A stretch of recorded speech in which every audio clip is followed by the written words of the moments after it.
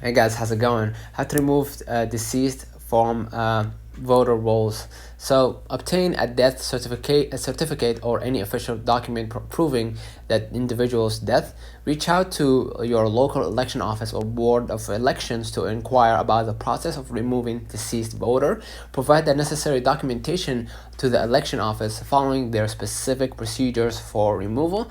And after submitting the request, please check back with the election office to confirm that the name has been removed from the voter rolls. And some states regularly update their voter rolls based on death records. So staying informed about local practices can help ensure timely removals.